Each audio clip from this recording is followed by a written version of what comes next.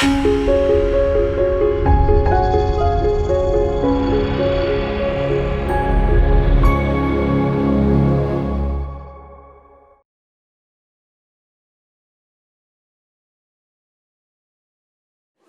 you imagine a future when Islam becomes tolerant, like recognizing the validity of other religions and their right to exist in the world? Yeah. Well, I will answer your question. But first I will answer your last question, because I haven't answered it yet. So I first try to define negationism. Now you ask me if now negationism is disappearing. You see, negationism, the desire to deny the terrible history of Hindu-Muslim relations, namely the massacres and cultural destruction by Islam of Hindu tradition, Hindu architecture, and so on. That used to be taught in all the Indian textbooks in the universities and so on. So that negationist current was quite dominant, had official sanction.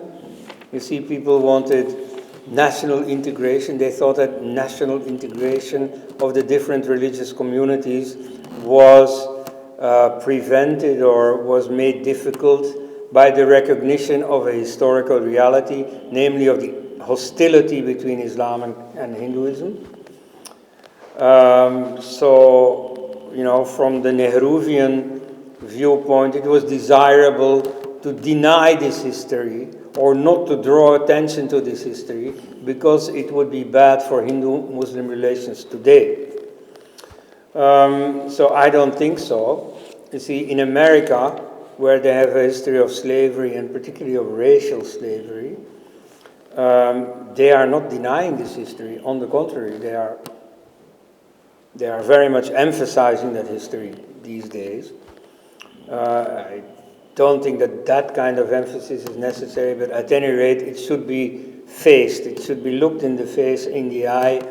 It's a reality, and it has to be dealt with. Of course, there was black slavery. There was even a civil war to end black slavery, and so on. These are historical realities. Whatever the policies you base on it today, at any rate, this historical reality is there, right? So in the case of India too, whatever you have to do for bettering Hindu-Muslim relations today, you know, that's up for discussion. That's a political question, but the historical background, that there is a history of Hindu-Muslim hostility, of conflict, of massacres, that is simply there. Okay? Now, so there was a policy of negationism. There has been mild, or no, not mild, but there has been very small-scale Hindu criticism of that by people like Sitaram Goel. And so your question amounts to asking whether today this little bit of Hindu criticism is finally coming into its own, is finally getting some kind of political support, is finally starting to shape policies. Now, so far, I would say no. So far, nothing has happened. In 2002, there was an initiative by the Human Resources Minister, Murli Manohar Joshi, to rewrite the history textbooks and to tell more of the true history. To a limited extent, that was done. You see, those textbooks were written.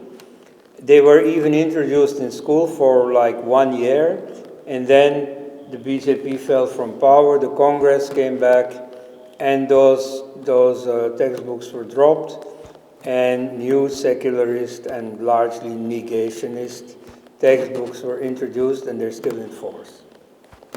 So far, the Modi government in its first 5 years has done absolutely nothing about that.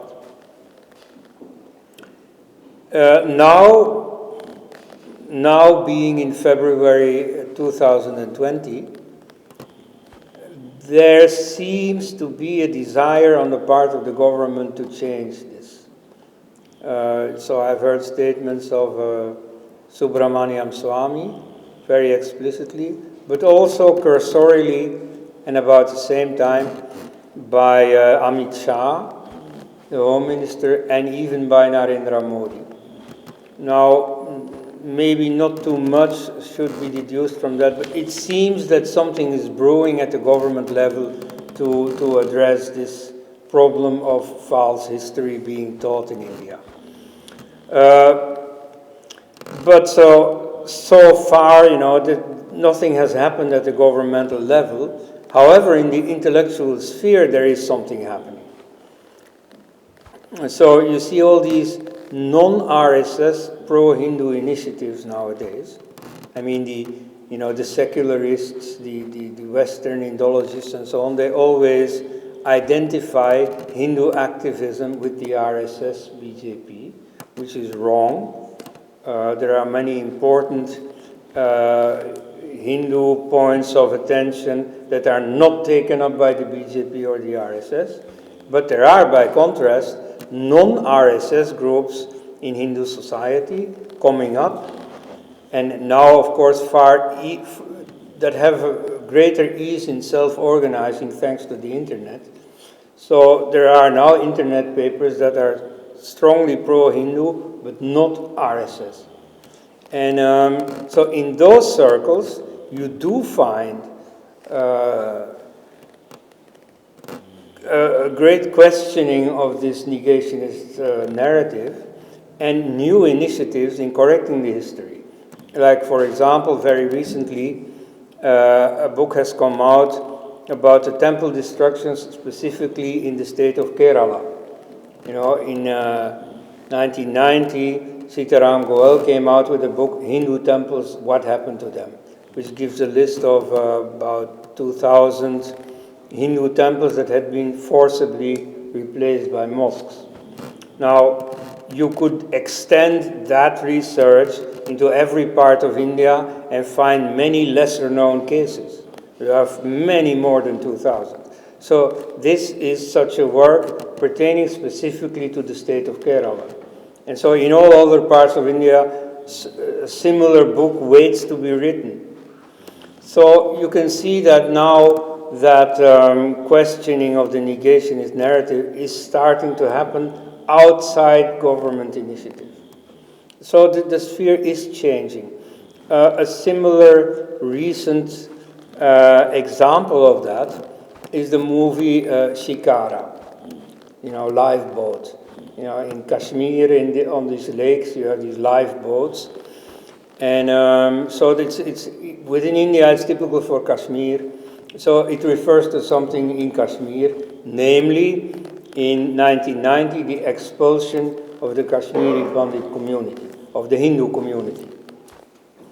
Now, so far, the entire intellectual community, journalistic community, was completely in denial of that fact from 1990, a fact that many of us still have lived ourselves, me only as a news consumer, but the Kashmiri Pandit community themselves, of course, have personally lived through it, and many of them are present among us.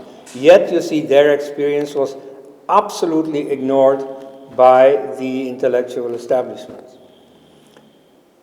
Recently, Hindus have managed to publicize the 30th anniversary of that event, have managed to publicize, to draw the public's attention to that experience of the Kashmiri Pandits.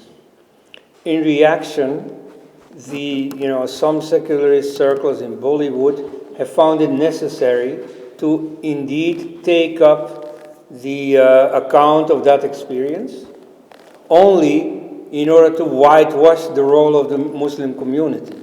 So the film itself is a kind of history falsification.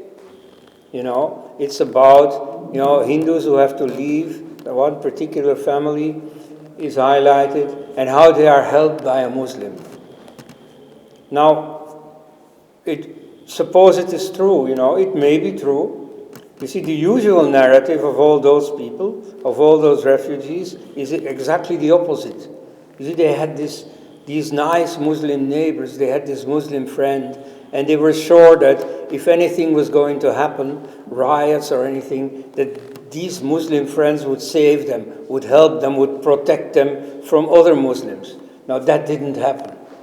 It's exactly the opposite that happened. People that they had trusted turned out suddenly to be enemies. The same thing as had happened in Pakistan in 1947, where people were chased or killed by neighbors whom they had trusted. All right? So the usual reality is very sobering, is not so pleasant.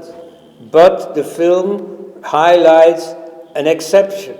Maybe it didn't even happen, but okay, it could have happened. Okay, so yeah, there is a Muslim who helps the Hindus. So what? You see, in the history of the Holocaust, well, there was a Schindler, Oskar Schindler, who was a Nazi, a card-carrying Nazi party member, not just a German. He was specifically a Nazi. And yet, you see, he helped the Jews. He saved hundreds of Jews. Okay? So you would deduce, if you were a Bollywood film director, you would deduce, oh, Nazism is okay. There's nothing wrong with Nazism. There's all this negative, ugly, vicious communal propaganda against Nazism. But because of Oskar Schindler, we now know that Nazism was okay. Yeah? So that's his message. There's nothing wrong with Islam. Look, there's one good Muslim. Well, sorry. I mean, that is clever propaganda, but not more than that.